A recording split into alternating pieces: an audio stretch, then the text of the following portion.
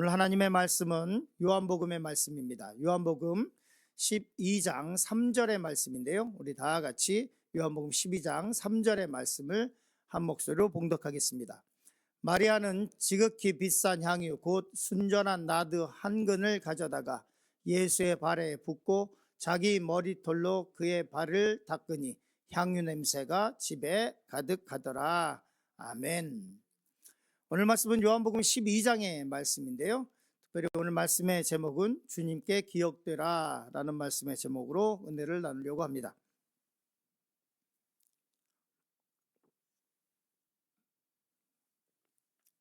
성경에 보면 예수님께 기억된 사람들이 있습니다. 특별히 그들의 믿음에 대해서 말씀을 하면서 우리가 대표적으로 잘 알고 있는 성경에 기록된 믿음으로 기억된 사람들, 그 중에는 백부장도 있고, 그리고 또 다른 믿음의 훌륭한 믿음의 본을 보였던 사람들이 있습니다.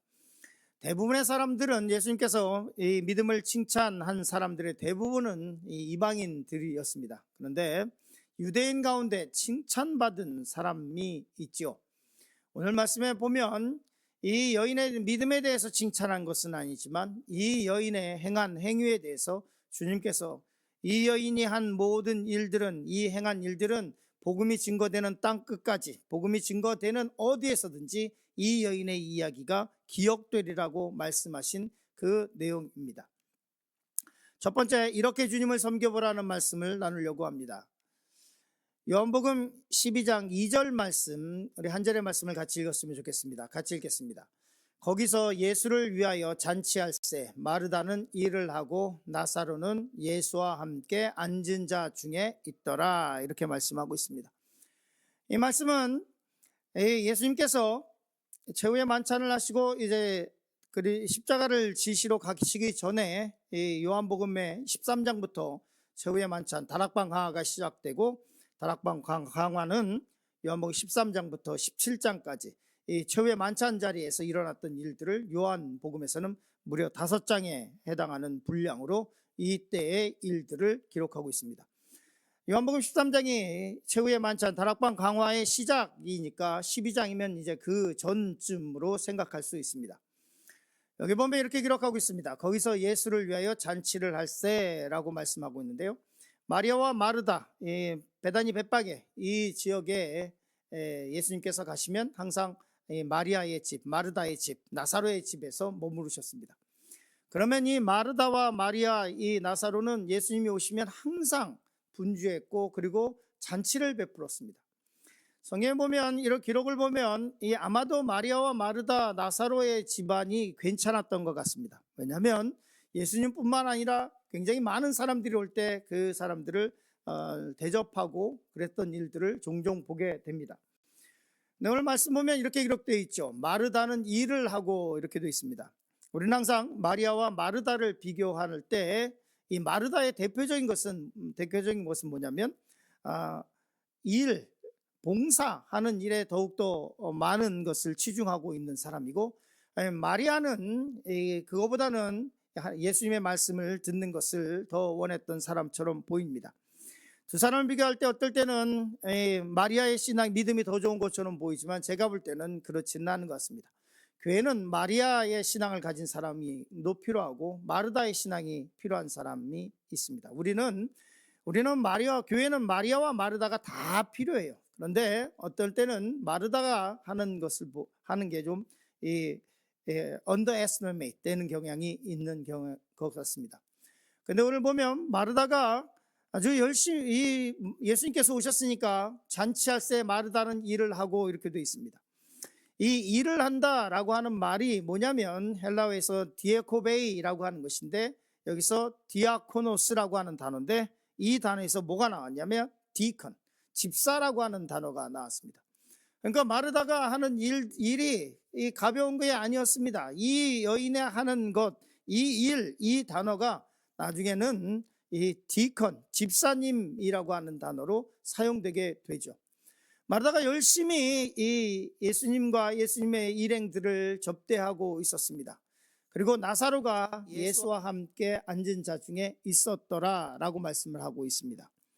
그리고 요한복음 12장 1절에 보면 이 나사로는 죽었다가 살아난 사람이다 이렇게 기록하고 있기 때문에 이 일들이 아마도 나사로가 죽었을 당시 그리고 난 다음에 일어났던 것보다는 몇 차례 있었던 일이었던 것 같습니다. 그런데 이렇게 오늘 본문 말씀 이렇게 기록하고 있죠. 같이 읽었으면 좋겠습니다. 마리아는 지극히 비싼 향유 곧 순전한 나드 한 근을 가져다가 예수의 발에 붓고 자기 머리털로 그의 발을 닦으니 향유 냄새가 집에 가득하더라 이렇게 되어 있습니다. 말씀의 오늘 소제목이 뭐냐면 이렇게 주님을 섬겨보라 라고 하는 내용인데요. 마리아가 예수님께서 식사를 하고 있는데 갑자기 이 식사 만찬하고 있는데 와서 이 향유 옥합을 깨서 예수님의 머리에 부었습니다. 사람 식탁이 이렇게 있었는데 예수님께서 앉아서 식사를 같이 하고 있었는데 마리아가 갖고 와서 대뜸 와서 예수님의 머리에 향유를 부은 것입니다. 그 향유가 이 식탁 옆에 있는 사람들에게도 그리고 또 식탁에도 튀었을 가능성이 굉장히 높고요. 머리에 그냥 부었으니까. 그러니까 사람들이 다 놀랬죠. 그런데 이렇게 기록하고 있죠. 마리아는 지극히 비싼 향유 이렇게 되어 있습니다. 그리고 그 뒤에 붙는 것이 순전한 나드 한 근이다 이렇게 되어 있습니다. 순전한 나드 한 근이라고 하는 이 말씀은 뭐냐면 이것이 인도산이라고 하는 것을 볼 수 있습니다. 그렇기 때문에 이 순전한 나드 한 근이라고 하는 것은 굉장히 성경에 기록된 대로 지극히 비싸다. 그냥 비싼 것이 아니라 지극히 비싸다. 보통 여자들은 이 돈이 있을 때마다 우리는 지금 은행이 있지만 그때 당시에는 은행이 없었기 때문에 결혼할 때 쓰려고 그 결혼 비용을 마련할 때 이 향유를 모았다고 합니다. 향유를 잘 모아놨던 자기 결혼할 때 쓰려고 했었던 것을 이 여인이 곧 예수님께서 돌아가실 것을 알았는지 몰랐는지는 모르겠으나 이 여인이 예수님이 식사하시는 그 자리에 머리에 그냥 다 쏟아 부었습니다. 그리고 거기서 끝나는 것이 아니라 예수의 발에 붓고 자기 머리털로 그의 발을 닦으니 향유 냄새가 집에 가득했다라고 요한이 기록하고 있습니다.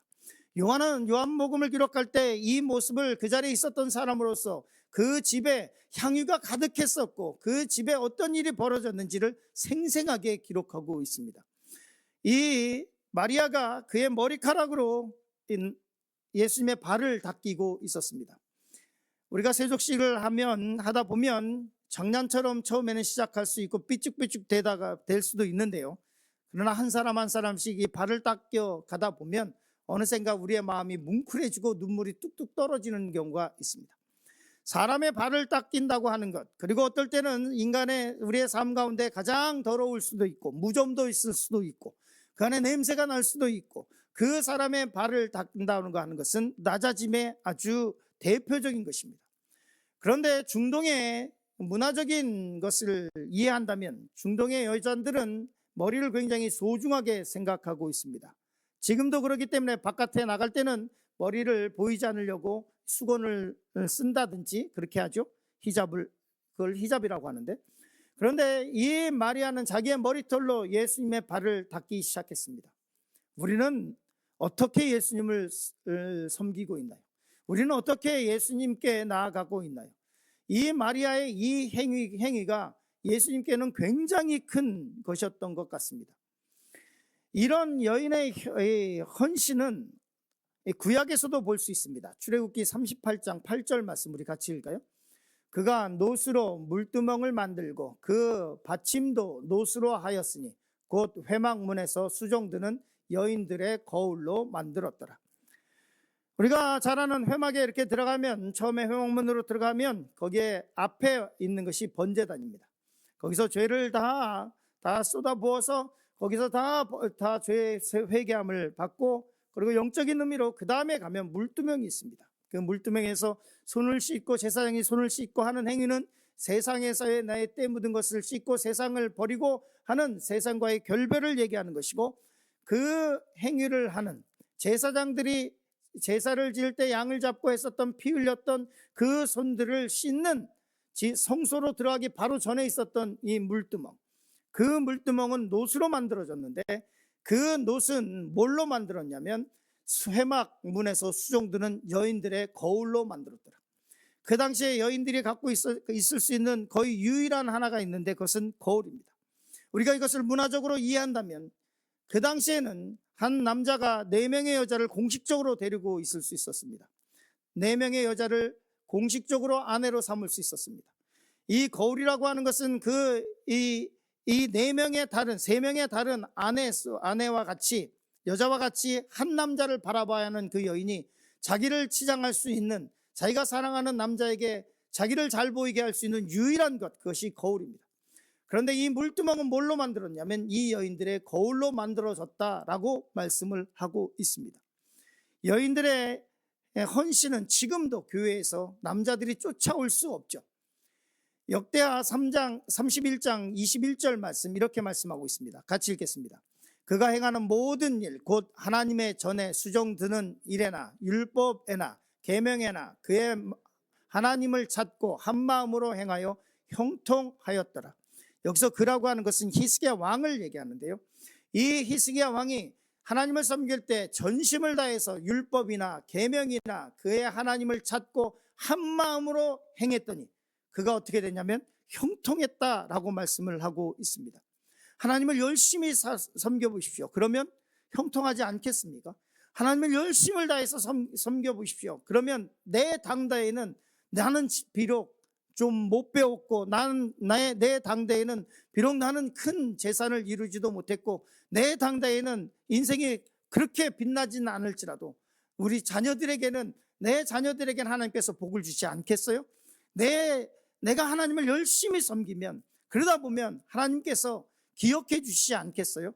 성경은 이렇게 얘기합니다. 그렇게 히스기야가 열심을 다해서 하나님을 섬겼더니 그가 형통했다라고 말씀하고 있어요. 두 번째, 주님께 향유를 부으라는 말씀을 나누려고 합니다. 마가복음에도 똑같은 말씀을 기록하고 있는데요. 이 마리아가 이 향유를 예수님께 부은 사건을 기록하면서 이렇게 말씀하고 있습니다. 우리 같이 읽었으면 좋겠습니다. 그는 힘을 다하여 내 몸에 향유를 부어 내 장례를 미리 준비하였느니라. 예수님께서 이 마리아가 예수님께 향유를 부은 사건을 그냥 향유를 부은 사건이라고 얘기하지 않고 이렇게 말씀하고 있습니다. 내 장례를 미리 준비했다. 그리고 그 앞에 뭐라고 말씀하고 있냐면 그는 힘을 다해서 이 내 장례를 준비했다라고 말씀을 하고 있어요. 요한복음 12장 4절 5절 말씀 이렇게 기록하고 있죠. 같이 읽겠습니다.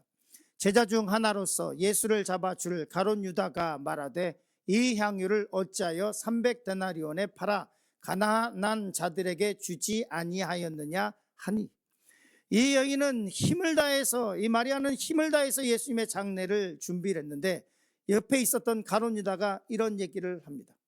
뭐라고 얘기했냐면 이 향유를 왜 이렇게 낭비하느냐 이렇게 얘기를 하고 있는 거죠. 그리고 300데나리온이다 이렇게 얘기를 하고 있는데요. 데나리온이라고 하는, 우리 드라크마 여러 돈의 단위가 나오죠. 두 렙돈 얘기가 나오기도 하고 달란트 당연히 나오고요. 데나리온이라고 하는 것은 로마의 화폐 기준인데요. 300데나리온은 이 노동자 하루의 일당이 한 데나리온이었습니다. 그러니까 요즘에 100달러로 얘기하면 거기다가 300을 곱하면 됩니다. 그러니까 얼마나 비쌌던 것인지 알 수 있겠죠. 그러니까 이 300데나리온에 해당하는 이것을 팔아서 가난한 사람에게 주는 게 더 낫다라고 얘기를 합니다.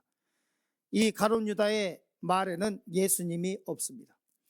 이 가룟 유다의 말에는 예수님이 없고 이 향유, 이 300데나리온이 아깝다는 얘기를 하고 있는 것이죠. 그리고 뒷말은 이렇게 기록하고 있습니다. 같이 읽었으면 좋겠습니다. 이렇게 말하면 가난한 자들을 생각함이 아니요 그는 도둑이라 돈괴를 맞고 거기 넣는 것을 훔쳐가미러라. 가룟 유다가 예수님께서 이제 공생애를 하시는 동안에 필요한 것들을 쓰기 위해서 모아놓는, 이런 누가 헌금한 것도 있을 수 있고 그렇지 않겠습니까? 이것을 돈을 관리하는 사람이었습니다. 그런데 그는 거기 넣은 것을 훔쳐갑니다. 거기에 있는 것을 슬금슬금 다 빼가면서 인마이 포켓하다가 나중에는 더 이상 인마이 포켓할 것이 없었는지는 모르겠으나 나중에는 예수님을 은 30에 팔아버립니다. 그가 생각했었던 이 300데나리온은 예수님의 장례를 위해서 준비되었던 그 비싼 향유에 그가 그것을 보면서 그는 뭘 생각했냐면 돈을 생각한 거죠. 야, 저거는 얼마 정도의 가치일 텐데, 얼마일 텐데. 예수님을 생각한 것이 아니라 돈을 생각하고 있었던 것이죠. 예수님께서 이 마리아의 행위에 대해서 이렇게 말씀하고 있습니다. 같이 읽었으면 좋겠습니다. 예수께서 이르시되 그를 가만두어 나의 장례할 나를 위하여 그것을 간직하게 하라. 그 향유를 붓고 하는 행위 중에 가룟 유다가 그런 얘기를 하니까 가만두어서 나의 장례 날을 위하여 그것을 간직하게 하라. 유일하게 장례를 생각하고 장례를 준비하였던 여인, 제자들도 예수님이 붙잡혔을 땐 다 도망갔습니다. 베드로고 뭐고 싹 도망갔어요. 오직 한 여인만 예수님의 장례를 준비했어요. 그 여인이 마리아예요. 그 여인의 그 헌신을 간직하게 하라라고 말씀하고 있는 것입니다. 이렇게 말씀하고 있습니다. 요한복음 12장 8절. 가난한 자들은 항상 너희와 함께 있거니와 나는 항상 있지 아니하리라. 우리의 믿음의 순서는 누굽니까? 예수님입니다. 유럽에서는 기도하자 그러면 사람들이 안 와요. 그런데 봉사하자 그러면 사람들이 와요. 신앙생활할 때 누가 우선인 것입니까? 가난한 사람이 우선입니까? 아닙니다. 교회는 예배가 바로 서야 되고 예배와 경배와 기도와 하나님께 예배하는 것이 바로 쓴 다음에 그 다음에 다른 것을 하는 거예요. 우리의 순서를 하나님께서 말씀하고 있어요. 가난한 자들은 항상 너희와 함께 있거니와 나는 항상 있지 아니하리라. 하나님에 대한, 예수님에 대한 우리의 예배와 경배가 바로 서 있은 다음에 나머지 것을 하는 것이에요. 마가복음 14장 9절 말씀, 이 말씀을 읽으면서 말씀 마치려고 합니다. 내가 진실로 너희에게 이르노니 온 천하에 어디에서든 든지 복음이 전파되는 곳에는 이 여자가 행한 일도 말하여 그를 기억하리라 하시니라.